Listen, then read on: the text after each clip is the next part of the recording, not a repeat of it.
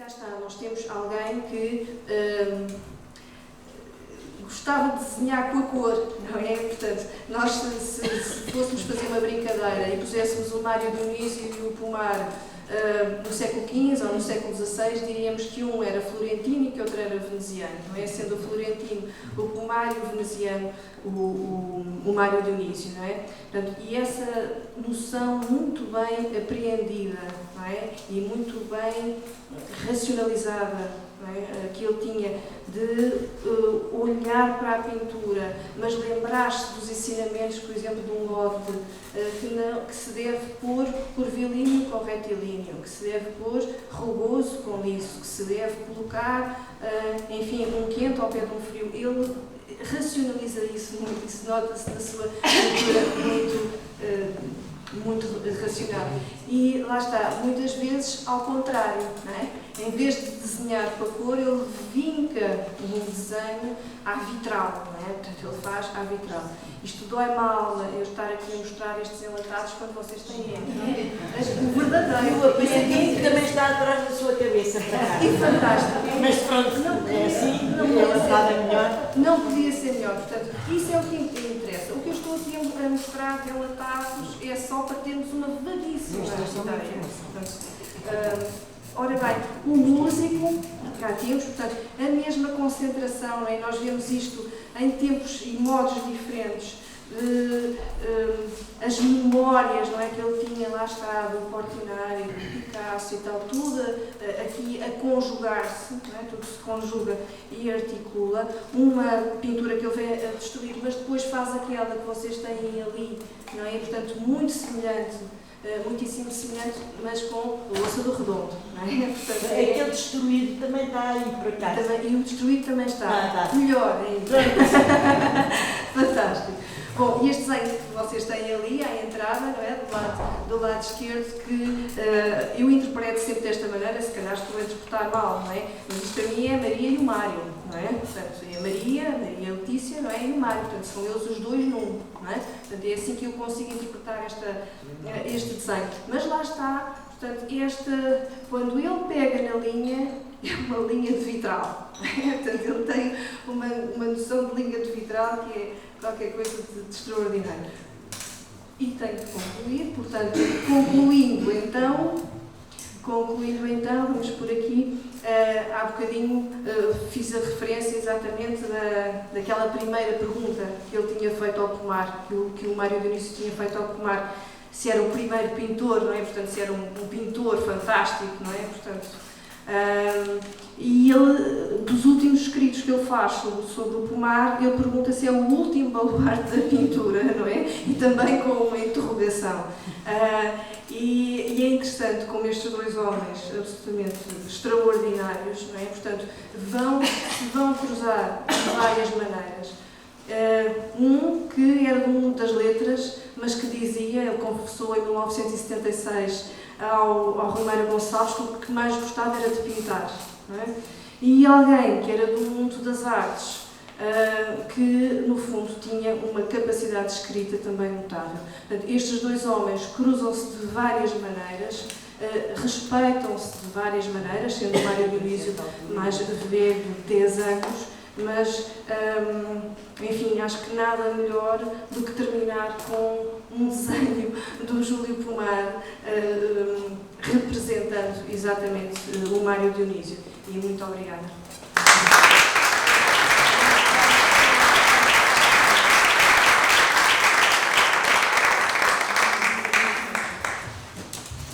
Eu peço desculpa por ter de dizer estas coisas, mas é que o tempo tem mesmo que ser cumprido, porque, para sermos justos, os atrasos multiplicam-se. Ou seja, se todos tiverem direito a um atraso, depois todos vão ter direito ao mesmo atraso, não é? Isto estou só aqui a fazer tempo, mas vou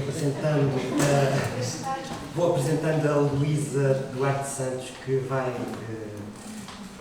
fazer a próxima comunicação, chamada Encontros em Paris, Encontros com o Mundo, Encontros com a Paleta de um Novo Realismo. A Luísa Duarte Santos é doutoranda e investigadora do Instituto de História da Arte da Faculdade de Ciências Sociais e Humanas da Universidade Nova de Lisboa. É investigadora e foi curadora de inúmeras exposições bibliográficas. Tem-se debruçado sobre autores e artistas do século XX português, não apenas do neorrealismo, mas em grande parte também do neorrealismo. E não sei se quer acrescentar alguma coisa. Tem vindo muitas vezes à Casa da Chave fazer investigações aqui no arquivo. Muito obrigada. Passo a palavra. Muito obrigada ao Congresso e parabéns por terem organizado o centenário e obrigada à Casa da Chave por convite a esta casa que me acolhe a mim e a todos nós outros. Sempre muito bem. E é sobre nós e os outros que eu vou falar. Só fui pegar numa obra relativamente, talvez, pelo menos era a ideia que eu tinha menorizada e tentei, com esta comunicação, mostrar a relevância desta obra como ponto central de um percurso e é por isso é que a comunicação também acaba por não estar no programa Caminho sem Mário Dionísio, e ele sempre caminhou, mais do que encontrar, ele tentava procurar e caminhar. E estes encontros em Paris acho que é uma obra que nos dá reflexão suficiente e pega em que pontos-chave que ele tratou desde 37 a 62 pelo menos. Os encontros em Paris, aqui primeiro publicados na revista Advertis entre 49 e 50, e que no ano seguinte, na separada desta revista, reúne 8 entrevistas, entre aspas. Entre aspas, que ultrapassam esta expressão, este género, amalgamando-se com a crónica, o testemunho, o ensaio e até com a crítica. Reúne 8 entrevistas e um prefácio, este que também vai ser publicado em Vertis em maio de 51, já com o intuito de se constituir como uma preâmbulo do volume autónomo e sob a rubrica ou coluna designada a força e a forma, e que se tinha iniciado no número anterior e que ainda continuou por mais de 3 números. São 8 os encontros com artistas e sobre os quais o Mário Dionísio escreve após ter, eu vou citar algumas frases dele, ter um prazer de conversar no próprio laboratório quando esteve pela segunda vez em Paris no verão de 49. Foram artistas franceses, italianos, brasileiros, mexicanos, peruanos e venezuelanos. E em todos diz a mesma decisão e concordância nos pontos fundamentais da construção da nova arte. Impulsar Léger, Foucheron, Talisky, Pignon, Horazi, Jacques Morado e Ciliar. Começa que 3 anos tinha havido um outro encontro, que primeiro em Lisboa e depois em Paris, e que está na gênese deste conjunto de crónicas ou entrevistas. É do encontro com o tipo ordinário que surge Encontros em Paris. Mário Dionísio vai utilizar esta expressão assim, no título do artigo para o Diário de Lisboa. Ordinário em Paris, chegou, viu e benzeu. E usada no próprio texto, ordinário em Paris. Eis um motivo de longa e útil meditação para os jovens pintores de todo o mundo. Também estes encontros pretenderam ser uma útil meditação em torno do caminho para o novo realismo. Nesse ano de 46, mas quando Mário Dionísio fora pela primeira vez a Paris, assistir ao que foi considerado um evento da Revolução de Outono, enquanto a grande revelação ao grande público do pintor brasileiro. Ele e Joaquim, namorado, que o acompanharam na viagem, visitam diariamente a Portinari. No quarto do pintor, diz, havia sempre café brasileiro e, por causa da exposição, à porta há muita gente, artistas, críticos, pintores. Num convívio fraternal que de ateliê em ateliê iria dar os meus encontros de Paris, rebelde. Em Paris, o centro do mundo. Dali que provinha ou por ali passava aqui tudo do que se nutria os nossos sonhos de outra vida. Ali se publicavam e vendiam jornais e livros de todas as tendências. Ali se andava e falava sem ter de olhar aqui para trás. Uns dias mais tarde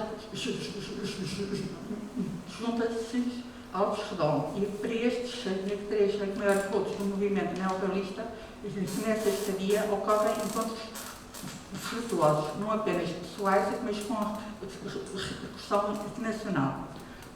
Foi uma oportunidade de conhecerem e conviverem com os mais altos valores intelectuais da França, com quem partilhavam ideais, alargarem os seus horizontes estético-artísticos e resultando daí obras estruturantes de contextualização assim, no quadro de um realismo social internacional, como os encontros de Paris, o adiado Portinari, de Mário Dionísio, pelo romano de Tais ou Esperança da Resistência à Renascença, de Alves Redondo, porque para além de diversos artigos publicados, alguns dos quais aqui no número especial da recherche, dedicada à cultura e arte francesa.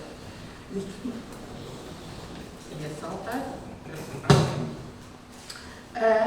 De Mário Dionísio, que escreve um extenso artigo sobre Marcel Romer, citara no seu ateliê. Mas a atenção a que dada por Dionísio Marcel Romer não vem da data da entrevista publicada em Pickford, que não foi integrada posteriormente em Encontros de Paris. Ela vem de 37, mas quando cita no seu primeiro texto, em O Diabo, sobre o Jorge Amado, a propósito do significado e do alcance da concepção de representação do real. Diz ele, citando Bromero, o real não é somente o que é domínio da nossa mão, do domínio da nossa vista, é também o que é domínio do nosso espírito e o que ainda não é domínio do nosso espírito. Esta noção da realidade em arte, ou do real em arte, ia além de uma imediata e objetiva representação da realidade social que alguns conotavam com o novo realismo. Implicaria, como o próprio Bromero afirmou em Claquerel do realismo, o uso de outros recursos por parte dos artistas realistas, para que pudessem exprimir les sombres régions de la conscience, as regiões sombrias da consciência. E um dos recursos seria o uso de processos de deformação. Seria, pois, através da deformação, não da deformação da realidade, mas de um processo de deformação artística, que é também uma forma de afirmação, segundo Bromero, e que se poderia tornar representável o que é domínio do nosso espírito e o que ainda não é domínio do nosso espírito. Ou seja, o que ainda não é, mas será. Assim, para Bromero, e Mário Dionísio identifica-se obviamente com o seu pensamento, e será talvez o artista com quem mais se identifica, em termos de pensamento, o realismo faz a síntese da realidade, visível ou avelada, sendo uma das formas mais evidentes da verdade do mundo. Bromero é, no período de início, desde 1937 até ao fim da Paleta, em 62, onde o cita e invoca reiteradamente um dos mais relevantes artistas na procura do novo realismo. e com quem partilha concepções sobre a expressão do real em arte e sobre a posição do artista aqui na sociedade. Logo em 46, Dionísio tem então 2 encontros com outros 2. Eles são particularmente significativos. O primeiro encontro acontece primeiro em Lisboa e depois em Paris, com o Portinari, com quem sentiu de imediato uma proximidade e uma partilha humana e artística sinusitadas, que ele diz. Portinari, o homem e a obra, que estavam bem perto daquilo que eu próprio procurava com alguns camaradas. No meu país tem uma mordação, uma arte à medida do homem. No entanto, aqui nem Grosmere nem Portinari são incluídos aqui nesta série de crónicas e entrevistas. Se a inclusão de Portinari não surpreende, por ter sido um encontro mais complexo e enriquecedor, já o de Grosmere não é tão familiar, na minha opinião. Será que só quis integrar os de 49, encontros de revelação? Certo é que, após a marcante experiência de contato com Portinari, Dionísio visita o ateliê de Grosmere, entrevista-o e escreve o artigo, como que um ensaio para este projeto. E quando regressa a Paris, 3 anos mais tarde, já vai com este intuito. Visitar vários ateliês em Paris, a trocar impressões com escritores franceses e de outras nacionalidades que residam e se encontram de passagem na capital francesa e que tenham a mesma posição política. Desses encontros em Paris, resulta assim uma série de crónicas sobre estas visitas e conversas, que referem sobretudo, e cito, a problemas atuais da pintura e que partilha, primeiro com os da Vertes, com os escritores da Vertes e depois em fundo monográfico, autónomo, e que visam sobretudo demonstrar, segundo Dionísio, que o caminho para o novo realismo está aí. E que a pintura de Lussard, Foucheron, Léger, Chaves Morato, Talinsky, Horace, Ciliar, Coelho, Portinari, Picasso, Deneca, Matisse, não se exclui na criação de uma nova linguagem. O realismo não se encontra num determinado desenho, no conceito da cor, na biotridimensionalidade ou na medida do suporte, mas no próprio conceito de vida que o artista grava na tela. A ideia que já tinha transmitido na importante entrevista que deram um pouco antes, o 1º de janeiro, esclarecendo algumas questões acerca do que é o neorrealismo, ele sublinha que o neorrealismo não é uma escola literária ou artística, porque o que o caracteriza não é apenas o interesse pelos assuntos sociais, refletido nos motivos abordados, nem a técnica usada, mas sim, e cito, a posição em que se coloca ideologicamente o artista perante as questões sociais.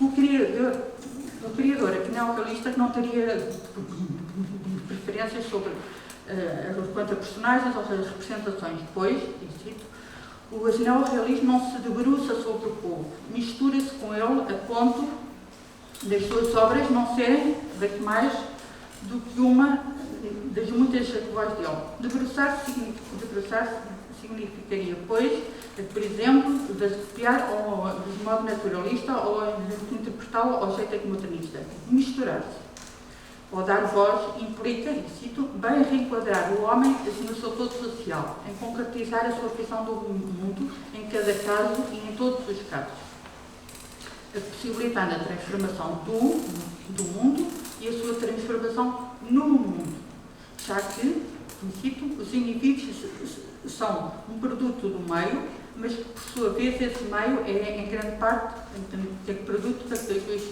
mãos. Além disso, afirma Dionísio nessa entrevista, o neorrealismo não se limita ao feito conceito de objetividade. Portanto, é o conceito de objetividade do que é o objetivo e, portanto, o conceito de real que ele considera indispensável questionar e chamar a atenção para outro conceito que era o momento do subjetivo. É este momento do subjetivo o que explica a necessidade da coexistência de realismo e de romantismo para a existência de neorrealismo. Por outro lado, a narração da verdade sem deturpação, tal como só pode vê-la e amá-la um homem transcendente. Depois, por lado, e simultaneamente, o sonho, sem o qual nenhuma obra pode viver e atuar, o sonho melhor de todos os sonhos, que é o que parte do real e tende para ele. Que também, então vou avançar um bocadinho. Ele também discute o conceito de realismo no artigo que publica no jornal O Globo, a arte e o homem. Vou passar um bocadinho já para os encontros propriamente e está atento à arte francesa e à atualidade artística francesa, nomeadamente a um volume que saíra debate sobre a arte contemporânea e as diversas revistas, onde também se debate sob um título de Tribuna do Novo Realismo. Assim, Dionísio, com esta ida a Paris, queria escutar não só as vozes dos franceses, mas as interpretações dos artistas de todo o mundo, que participavam nessa procura e construção do novo realismo. Estes encontros com estes artistas seguem, de modo geral, uma estrutura similar. Primeiro, considerações sobre o homem e a obra do entrevistado, impressões sobre o espaço do seu ateliê ou casa e sobre a respectiva figura humana. Esta é uma descrição da conversa a partir das suas obras, que centram em projetos, centrando-se no seu pensamento estético, os objetivos da sua arte, o que ele achava do papel do artista, a relação com o público. E finaliza estes encontros geralmente com uma nota global otimista, reveladora do entusiasmo e de esperança que encontra em cada um dos interlocutores. Não vou falar porque era importante de Paris, acho que é mais ou menos do conhecimento geral.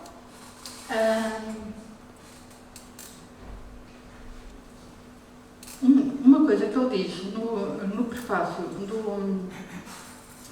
destes encontros é sobre Paris, porque é possível encontrar em Paris artistas defendendo um novo realismo que diverge profundamente do novo realismo que outros defendem em Paris e noutros países. Esta diversidade de realismos de intenção social está patente em diversas entrevistas. E sempre disto sucede que na conversa com o Cléger, que isto planear o seu percurso artístico, primeiro pela substituição do assunto pelo objeto, depois retomando em certa medida o assunto, mas assumindo o assunto depois, as qualidades plásticas primeiro. Dionísio sente-se questionado, quase reticente acerca desta perspectiva no novo realismo, sobretudo no que concerne, isto em 49, claro, e sobretudo no que concerne uma maior dificuldade de leitura pelo povo deste tipo de representação, embora o povo seja a maior fonte de inspiração para Léger, que afirma que não se deve ir ao encontro da ignorância do povo, é preciso ensinar o povo a sentir. Uma outra situação ocorre quando o Dionísio reflete a propósito das propostas de Pinon, que adotam um processo próximo de Villon, onde, e diz Pinon, a expressão da tela é função do jogo da forma e da cor, não transpostas, mas recriadas. São os valores plásticos que permitem dar força ao assunto, uma intenção, e por isso não se pode transigir um momento aqui nos valores essencialmente plásticos. É nessa unidade dominante, na aparente disparidade, que reside para Dionísio o segredo de Pinon, com todo o seu realismo de sabor rigorosamente pessoal, já que o neorrealismo não se define na base por um conjunto de processos artísticos, mas fundamentalmente por um sistema de intenções, e voltamos ao mesmo dado. Deixa-me ir avançando um bocadinho. Mas todos estes artistas, como ele evoca em conflito e unidade da arte contemporânea, eram artistas que sonharam fazer em todo o mundo uma arte humana e que se dispunham a recomeçar. Isto é muito importante. Não é por acaso, só voltando um bocadinho atrás, que a capa dos Encontros em Paris tem uma obra de Léger que se chama Adão e Eva, o início. Uma nova arte que teria aquela força e aquela forma, como sintetiza o título do artigo onde sai o prefácio. Não vou falar por mim. Seria, pois, isto seria também um contributo para uma reflexão sobre a arte, unidade, e ele diz, unidade completa de força e forma,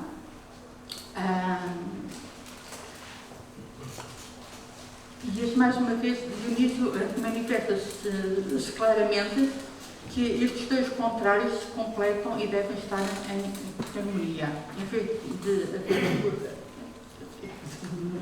a prevalência do primeiro face ao segundo. Eu ia continuar pela paleta e o mundo, que também evoca estas questões, mas quanto tempo tenho?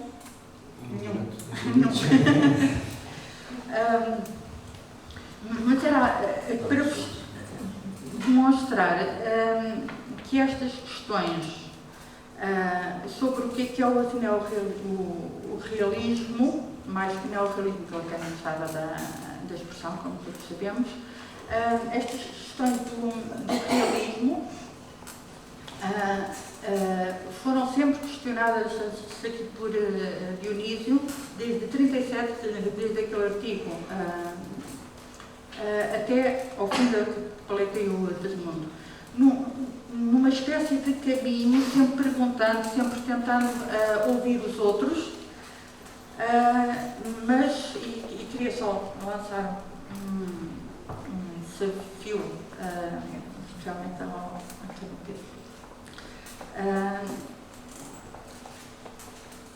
que é o seguinte, ontem o Pedro disse que a criação é um combate segundo a dor. No outro dia, a arte é uma conquista, segundo a Malraux. Ou seja, segundo estes dois, a arte pode ser difícil, mas alcançável. Mas se escutarmos Mário Dionísio ao longo destes 25 anos, encontramos nele uma constante. Primeiro, a necessidade de uma via artística realista, que é, como quem diz, uma arte que expresse a realidade e que tenda a clareá-la. Mas também há nele uma outra, mesma, de constante, que esse novo realismo é a expressão artística que procura incessantemente a sua própria expressão, que se procura, significando isto inconformismo, experimentalismo, conflito e unidade, tese e antítese, e, em última instância, considerado ele mesmo novo realismo, uma utopia, algo que se almeja, mas que vai ficando sempre por alcançar. Interrogamos um pouco ao jeito, e peço desculpa ao Mário Dionísio, um pouquinho ao jeito dele. Se é apenas porque essa nova arte, esse novo realismo não existiria de facto, por estarem numa época de transição, ele procurava sempre era porque não existia. Portanto, ele estava sempre à procura, ele e não só, os outros também, de certa forma e de outras formas. Se esse novo realismo não existiria por estarem numa fase de transição, numa época de transição, e, portanto, que a nova arte só viria na e com a nova época, ou se esse novo realismo seria de facto uma utopia. E será que ele não é utopia, ou em 63 depois, ou a ir para outros Estados Unidos? E era mais coisas, eu sei que não são de ler aqui no artigo escrito. Obrigada.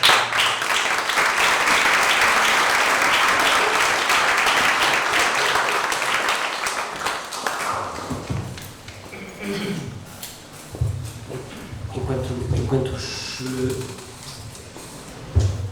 comunicantes trocam aqui de lugar, eu vou apresentando o Manuel Gomes Silva, que é investigador do Instituto de Etnomusicologia, Centro de Estudos de Música e Dança da Faculdade de Ciências Sociais e Humanas da Universidade Nova de Lisboa. Doutorou-se com uma tese sobre música e política nos primeiros anos do Estado Novo. Interessa-se em geral, trabalha atualmente sobre a história da música no cinema em Portugal, mas interessa-se também por questões da indústria cultural, a questão da relação dos artistas e da arte com o Estado, a história dos intelectuais, creio que posso dizer também, e tem um interesse particular, penso que posso dizer, embora não venha aqui na biografia, por Fernando Lopes Graça e pelo seu percurso. Penso que vai surgir nesta comunicação mais uma comunicação deste painel em que se trata de encontros, como já vimos com Júlio Pomar, por exemplo, nos encontros em Paris, encontros, cumplicidades, proximidades estéticas, políticas, ideológicas. Passo a palavra então ao Manel Pires. Obrigado, Pedro. Bom, antes de mais agradecer à organização do Congresso e dizer também que para mim é um prazer estar aqui neste Congresso, especialmente neste sítio, na Casa da Achada, e no meio desta exposição. Diria que é quase comovente falar destas pessoas e destes encontros, rodeado pelas provas materiais desses contactos e dessas correspondências. O meu título, alterei ligeiramente o meu título, Encontros em Paris, as entrevistas de Mário Dionísio e Fernando Lopes Graça, artistas franceses e não só, evidentemente, já vimos isso, no contexto dos debates estéticos do neorrealismo no período do pós-guerra. Entre 1949 e 1950, Mário Dionísio publicou na revista Vértice uma série de entrevistas a pintores realizadas em Paris, que depois reuniu em livro em 1951. Esse conjunto de entrevistas constituiu, como acabámos agora mesmo de ver, um momento importante no percurso da reflexão de Dionísio sobre a pintura e a estética, e em particular sobre as questões do realismo, do modernismo e da possibilidade de uma arte comprometida.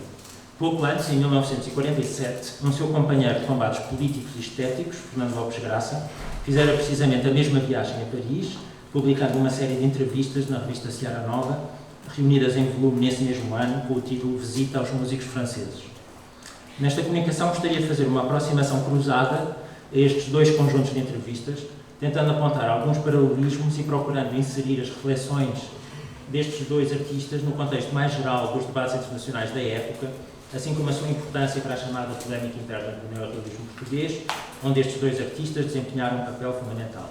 Álvaro Cunhal, como sabemos, refere-se aos dois explicitamente no texto 5 notas sobre forma e conteúdo, e como vimos na comunicação do João Madeira, os casos de Dionísio e Lopes Graça, o de Picasso e do músico, foram muitas vezes avaliados em conjunto pelas estruturas do PCP.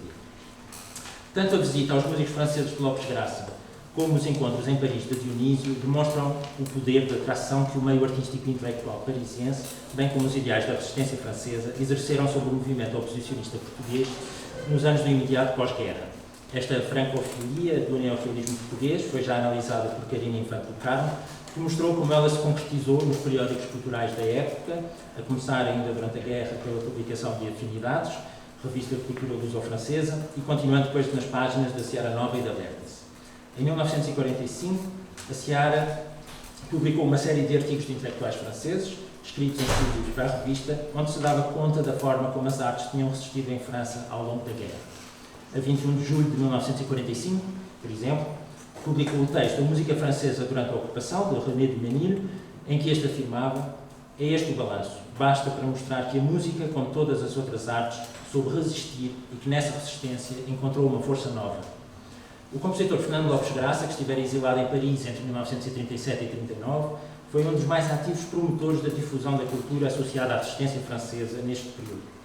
Através da Associação de Concertos Sonata, que criara em 1942, organizou no Instituto Francês de Lisboa, a 15 de maio de 1946, um concerto de música francesa, onde foram interpretadas obras compostas durante a guerra, por Francis Poulenc, Jean Hubaut, André Jolivet e Olivier Messiaen. É particularmente interessante, para o que aqui gostaria de mostrar, acompanhar a correspondência sobre este concerto entre Lopes Graça e um dos seus amigos dos tempos do exílio parisiense, o compositor Louis Saguerre. Em agosto de 1946, a propósito de uma projetada deslocação de Saguerre a Portugal para realizar uma série de concertos, diz Lopes Graça, e traduzo eu: é só preciso esperar que o diretor do Instituto Francês em Lisboa esteja de volta lá para outubro e penso que se poderá encontrar uma solução com a sonata. Temos excelentes relações e estabelecemos uma colaboração com eles para tudo o que diz respeito à propaganda da música francesa. Demos recentemente um concerto com obras de Poulenc, Messiaen, Jolivet e Hubaut, compostas durante a Resistência, que teve um belo sucesso. Louis Saguerre respondeu poucos dias depois: o concerto do Instituto Francês com obras dos músicos da Resistência deu-me vontade de rir. Hubaut foi um colaborador dos mais ferozes e uma nulidade musical. Messiaen foi um pioneiro, mas nada resistente e católico até a raiz dos cabelos. Jolivet, absolutamente neutro. Poulenc, sim, um bom resistente e bem pensante, da verdadeira resistência e não dessa gentalha comunista. Voilà. Quando vieres a Paris, põe-te em contacto com os nossos amigos. A resposta de Graça é particularmente significativa. Os teus comentários sobre o concerto dos compositores franceses da Resistência, organizado no Instituto Francês de Lisboa, com a colaboração da Sonata, explicam muita coisa. Não é o melhor momento para falar nisso. Peço, no entanto, que acredites que tive pouco a dizer na elaboração do programa, que, aliás, só foi representativo da resistência musical francesa, no espírito dos ouvintes, pois que o Instituto, evidentemente, não o apresentou dessa forma. Aqui, a simpatia por tudo o que se relaciona com a resistência francesa, pelo menos num setor não particularmente pequeno e público, é tão forte que estamos dispostos a aceitar como resistente tudo o que os meios oficiais ou oficiosos franceses entendem por bem fazer-nos engolir. Espero que o teu artigo na Vértice possa esclarecer as pessoas, pelo menos no que diz respeito ao capítulo musical. O artigo de Saguerre, que se refere a Lopes Graça, foi publicado no número triplo da Vértice em dezembro de 1946, um número especial dedicado à cultura e à arte francesa. Nesse texto, intitulado As Tendências Atuais da Música Francesa, Saguerre começa por dizer que ainda é cedo para apresentar um quadro geral, num momento em que a música em França começava apenas a despertar da hibernação forçada em que a mergulharam 4 anos sombrios. No entanto, ao longo do texto, Saguerre deixa de fora, deliberadamente, os representantes daquilo que considera serem as linguagens ultrapassadas, preferindo destacar o que chama, e cito, de minoria atuante, que constitui as alas avançadas da música contemporânea. Saguerre introduz assim no debate português nomes como os de Tony Aubin, Henri Barrault, Pierre Capdevielle, Henri Dutilleux, Manuel Rosenthal ou Elsa Varenne, assim como o grupo de jovens estudantes de Messiaen, nomeadamente Pierre Boulez e Serge Nigues. Saguerre termina o artigo afirmando que, dentre todos esses nomes e todos os nomes da música francesa contemporânea, se destacam sobretudo 2, um grande mestre, André Jolivet, e uma grande esperança, Serge Nigues. Na primavera seguinte, quando se desloca à França, serão precisamente alguns desses músicos que Lopes Graça irá entrevistar. Nesse mesmo número especial da Vértice, Mário Dionísio assina um texto, que já falámos, já foi falado, em que narra a sua entrevista com Marcel Romer na capital francesa, e que podemos, de certa forma, considerar como um primeiro encontro em Paris, seguindo já o modelo da conversa-comentário que constituirá a principal característica das suas entrevistas em 49. Assim, podemos, de certa forma, dizer que já estão esboçadas nesse número da Vértice, tanto o projeto da visita aos músicos franceses de Lopes Graça, como o dos encontros em Paris de Dionísio, projetos que partilham o mesmo propósito de dissipar ideias falsas sobre o que eram, efetivamente, os debates contemporâneos sobre arte e política. Na primavera de 1947, Lopes Graça entrevistou 11 compositores franceses, considerando que Arthur Honegger, apesar de suíço, podia ser incluído nesse grupo. O próprio Lopes Graça, na apresentação das entrevistas, divide os entrevistados em 3 grupos geracionais. O dos consagrados, como Charles Queclin, que fora seu professor em Paris antes da guerra e tinha já 80 anos, Darius Milhaud, Arthur Honegger e Francis Poulenc, todos mais velhos do que o compositor português, que em 1947 tinha 41 anos.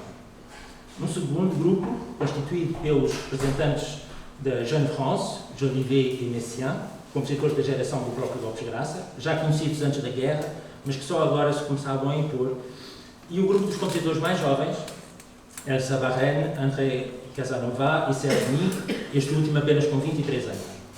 Mas podemos também dividir este grupo em termos de afinidades ideológicas, sendo claro que Lopes Graça procurou que estivessem representados tanto os compositores mais neutros politicamente, e que correspondem aos que tinham sido apresentados no concerto organizado pelo Instituto Francês em 46, Jolivet, Rouen, Messiaen, aqueles que tinham estado próximos das estruturas culturais da Frente Popular, antes da guerra, como Capelin ou Milhaud, e os que correspondiam ao círculo dos amigos, com os quais Louis Saguer prometera colocá-lo em contacto e que eram militantes do PCF, Desaulnières, Barrème, Nick. As perguntas de Lopes Graça aos compositores franceses abordam um conjunto preciso de temas: o destino da Escola de Paris, a relação com a tradição musical francesa, o dodecafonismo e a possibilidade do seu desenvolvimento em França, o papel social do compositor, o divórcio entre a música moderna e o público, a possibilidade de uma democratização da música, a intervenção do Estado. Na nota final ao conjunto de entrevistas, Lopes Graça aponta como interesse principal deste panorama a variedade de pontos de vista que encontrou.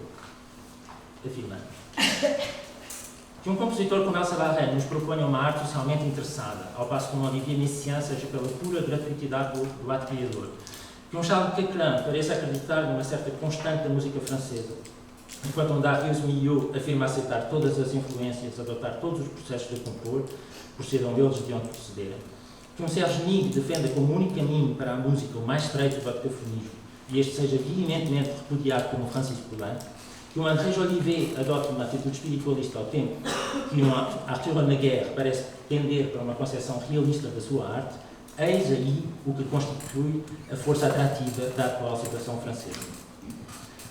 2 anos depois, no verão de 1949, é a vez de Dionísio se deslocar a Paris para entrevistar 8 pintores.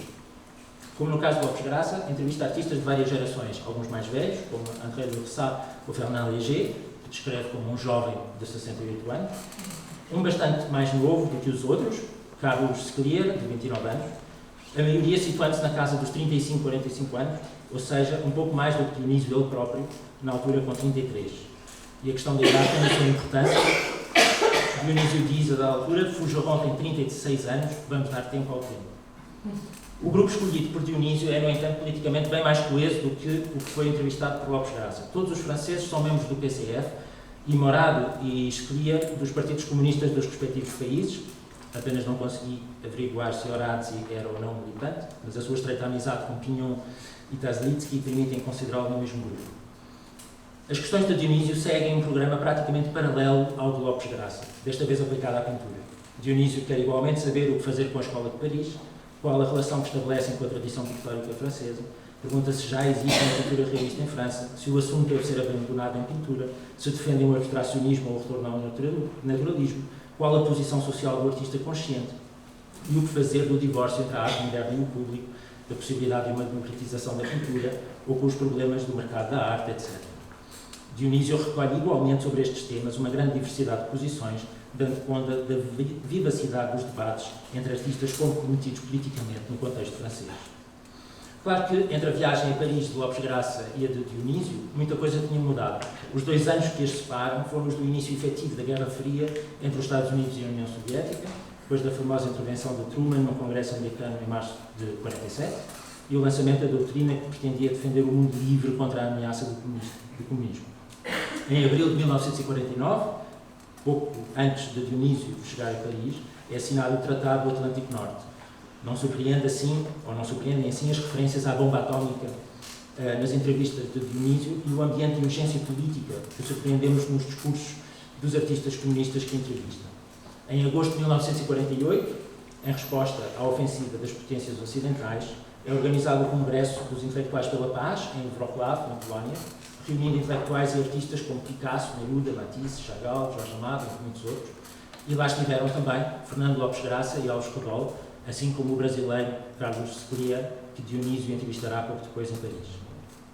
E é neste contexto que surge um outro paralelo que me parece significativo entre a situação dos 2 artistas portugueses, a saber, a surpresa ante a transformação radical de alguns jovens artistas progressistas franceses no contexto da implementação do realismo socialista pela direção do PCF. Na pintura, já vimos isso também, o caso Fougeron, que abandona o seu estilo anterior para enverdar por um caminho semi-naturalista, expresso no quadro de Parisière au Marché, apresentado no Salão de Outono de 1948. Na música, o caso Nick, que nesse mesmo outono de 1948, ao aderir à recém-criada secção francesa da Associação dos Músicos Progressistas, publica uma profissão de fé em que defende que o compositor deve desviar-se do individualismo esgotante e libertar-se da tentação da pesquisa pura. Num movimento paralelo ao de Foucheron, Ning abandona subitamente a escrita dodecafónica, alterando radicalmente a sua linguagem no sentido de uma comunicação mais direta com as massas. E gostaria apenas, acho que ainda temos tempo, de mostrar dois pequenos excertos musicais de obras de Serge Ning que permitem perceber a radicalidade dessa transformação. Primeiro, um excerto do primeiro movimento sinfónico de 1941.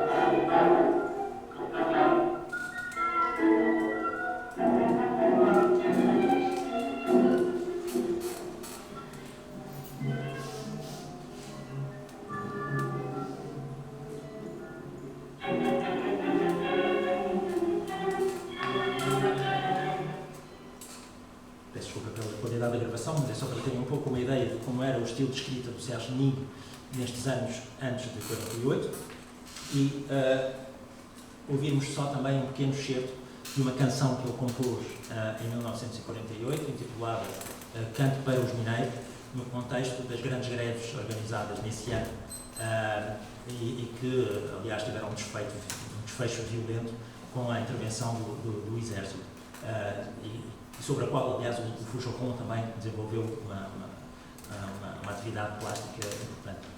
Portanto, ouvimos só um pouco dessa canção, interpretada pela Autoridade Liberal.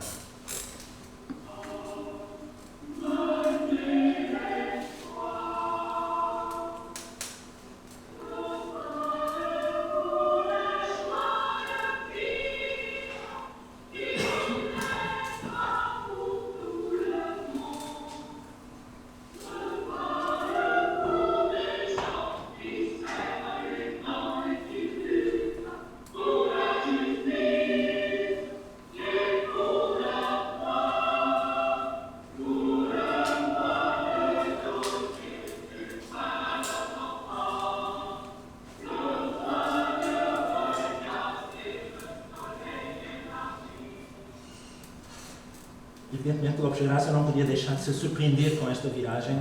Ele, precisamente, tinha vindo a explorar estes dois domínios musicais, considerando-os como complementares e não contraditórios. Em carta a Saguer, aliás, falando do manifesto de Ning, pergunta: sairá disto algo positivo? Gostaria de terminar com uma breve reflexão sobre a dimensão literária destas entrevistas. Daniel Henri Pajot disse no início deste congresso que a obra literária também é uma conversa. No caso destes conjuntos de entrevistas, parece-me legítimo inverter a proposta e afirmar que a conversa, tanto para Lopes Graça como para Dionísio, também é uma obra literária. Ambos encenam cada um dos seus encontros, explicando quando e como conhecer o artista em causa. Lopes Graça conta assim como subiu as escadas do feio casarão do Conservatório de Paris, na Rua de Madrid, para falar com Messiaen, ou como entrevistou Desormières no intervalo de um ensaio, ou encontrou Poulenc em mangas de camisa, a meio ainda da sua toilette. Da mesma forma, Dionísio descreve como se sentou aos pés da cama de Lurçat, rodeado de um verdadeiro mar revolto de revistas, de livros e de jornais, ou a velhice tão particularmente saborosa e parisiense do ateliê de Léger. Ou a forma como Dionísio deixa irromper um episódio humorístico na sua conversa com Taslitsky, quando a mulher do pintor entra descalça pelo ateliê, empurrando o carrinho da filha e dizendo que se esqueceu dos sapatos no sapateiro, ao mesmo tempo que o pintor Orazzi grita que Picasso é um pasteleiro. Assim como encerra o encontro com Chávez morado numa esplanada em frente ao Jardim do Luxemburgo, ou a agitação permanente da casa de Jorge Amado, onde se cruzam pintores de toda a América Latina e onde irá encontrar Carlos Sofia. O mundo destas entrevistas é particularmente vivo e nele sente-se particularmente a presença dos corpos. Fervilham gestos de impaciência, momentos de cumplicidade, risos. Parece-me interessante pensar também estas entrevistas enquanto formato de comunicação específico, à imagem do que, por exemplo, o António Pedro Pita fez há uns anos para o formato da conferência. Porque não se trata de jornalismo, nem de propor apenas um panorama informativo. São conversas de artista a artista, mistura de diálogo encenado e comentário pessoal, o que configura, parece-me, um gesto literário particular, à vez estético e político, e que terá também a sua história, que seria interessante retraçar. A estratégia que preside aos dois conjuntos de entrevistas é semelhante. Ambos publicam inicialmente as entrevistas em forma separada, em números sucessivos de uma revista intelectual, neste caso a Seara Nova e a Vértice, reunindo-as depois em formato de brochura. Trata-se de fixar um conjunto de temas em debate e de os balizar com tomadas de posição divergentes. As entrevistas servem assim para construir o espaço em que lhes interessa discutir o seu próprio posicionamento estético e político. Trata-se de um gesto performativo que inventa um centro. Lopes Graça refere-se a Paris como a capital mundial da música. E ao mesmo tempo subverte. Daí a importância das duas últimas entrevistas de encontros em Paris, aos pintores brasileiro e mexicano de passagem, assim como da continuação da série de entrevistas, mais tarde, de Lopes Graça, no Inquérito aos Músicos Brasileiros, que publicará em 1958 e 59 na Gazeta Musical. A lógica do centro e da periferia era assim deslocada através da invenção de uma geografia imaginária, concretizada na circulação dos artistas e das obras, na rede de revistas culturais e nos congressos e encontros organizados pelas organizações políticas de artistas e intelectuais.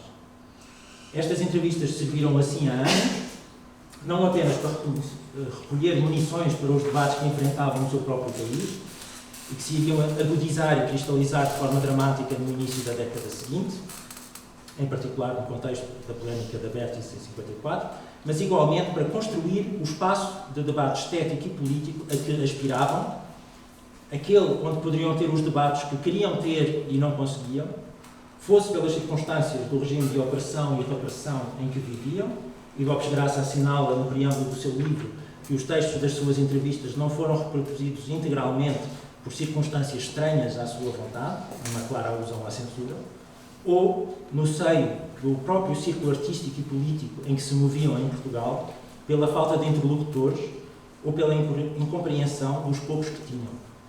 Paris não era assim para eles um centro irradiante, colocando-os na periferia, mas sim o ponto nevrálgico de uma rede onde se cruzavam com uma infinidade de outros percursos possíveis.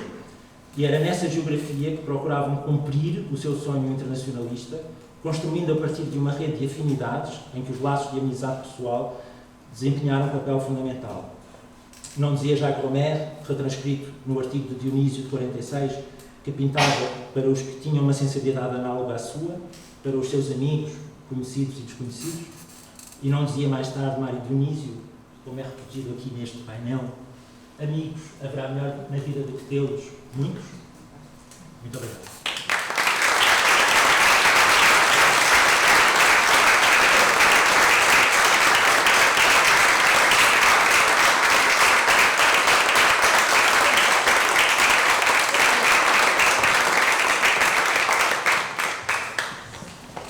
Muito obrigado, Manel, e à Sandra, que chamava a Sandra para voltar para aqui, porque no painel seguinte há uma falta, portanto, creio que temos algum tempo para. Há duas faltas, mas de tempo só há uma, porque há uma leitura das duas intervenções, mas de qualquer maneira penso que teríamos tempo para um pequeno debate, se quiserem pôr algumas questões. Sei que a Luísa quer acrescentar já qualquer coisa, antes de mais. As imagens que eu tive a passar são quase todas obras, aquilo que Mário Dionísio viu nos ateliês dos pintores, e portanto quis trazer também um bocadinho do olhar dele, já que algumas questões reproduzidas no ciclo, mas apesar de tudo a cor é outra coisa.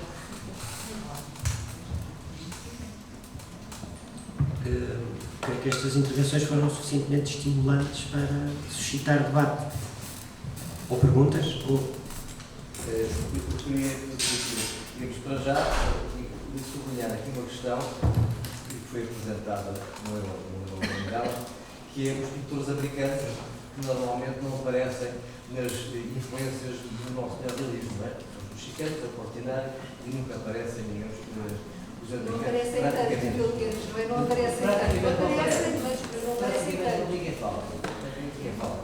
E, portanto, isso acho interessante, de facto é raro isso falar, e se se eu não estou em erro e a informação que eu tenho não é errada, o governo era de direita. Quer dizer, era uma direita, não tinha nada a ver com o marxismo, porque não tinha nada a ver com o neoliberalismo. No entanto, influenciou o Júlio Pomar. Isto para sublinhar estes aspectos das influências e das influências que às vezes diz, o tipo só foi influenciado pelos tipos da mesma cor política, o que de facto não é assim, não é? Essa questão. A outra questão que eu queria também referir em relação ao que é isto, digamos, parece o Pomar normalmente como sendo, não sei, digamos, há muita gente que diz isso. Capitanear, não é? Capitanear o neoliberalismo inicialmente. Mas já apresentou ali um desenho do 9 Filipe de 43, anterior aos 45, do Mário Diniz. Do Júlio Pomar.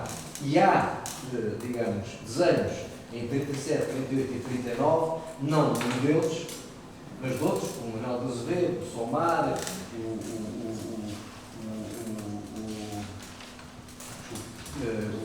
Pomar, o outro que já falou ali, o Filipe Comunista, o Arco, o Pimentel, também do outro, que é o arquiteto, que era amigo do Mário Diniz, e viviam no mesmo prédio, agora não me lembro o nome. O Hertas Lobo, exatamente, pronto.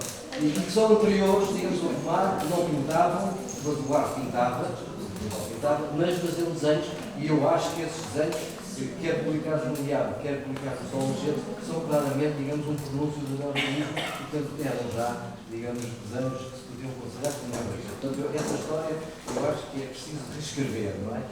Outra questão que eu gostava aqui de sublinhar, na intervenção da Luísa. A Luísa apresentou ali uma coisa que diz Portinari, é um artigo do Mário Diniz no Diário de Lisboa, parece. Diz Portinari chegou, viu e venceu. Não é uma frase, digamos, normal do Mário Diniz, digamos, utilizada como coisa popular, digamos, um dito popular, ele era muito inteligente e muito, digamos, sábio nas suas palavras. Portanto, eu acho que utilizou, digamos, assim, uma frase mais explosiva, não é de facto. Foi no meio de uma polémica, ou seja... Eu vou dizer porque é. É porque nas vésperas tinha aparecido num jornal português, que eu não sei quem, alguém a dizer a exposição do Portinari para utilizar. No mundo literário. Foi e agora, no mundo literário. No mundo literário. E ao que parece, tinha sido de França, ele conta a história que eu não disse o nome, mas... Deve ter sido de França, tantas uma coisa. A exposição do Portinari foi um desastre. O Mário Diniz é obrigado a colocar as coisas no seu devido lugar. E, portanto, até usa uma frase um bocadinho explosiva, que não era bem a ideia dele. Outra coisa que eu achei interessante, e que eu também não conhecia muito bem, ou não conheço, é a existência de neoliberalistas peruanos e venezuelanos. Isso é coisa que me passa a mim e muita gente completamente à margem. Na coragem, ele disse que me consta aqui nas entrevistas, ele deve ter encontrado nos ateliês de alguns destes, artistas dessas nacionalidades. Se calhar não conseguiu, ou não tive que fazer entrevistas, sair sem descobertas. Agora, estão a falar nisso, nessa multiplicidade. Que já não conhece. Ele não diz nada acerca disso. Eu não conheço. Como há, digamos, também escritores da América Latina, para além do Brasil, realistas que a gente também, para além do Pablo Nunes e de outros, a gente não conhece. Os países estão a fazer estudos. Os respectivos países estão a fazer estudos. Pois, estão a fazer agora. Algumas coisas aqui na científica. Há muita coisa ainda para conhecer, não é? Sim.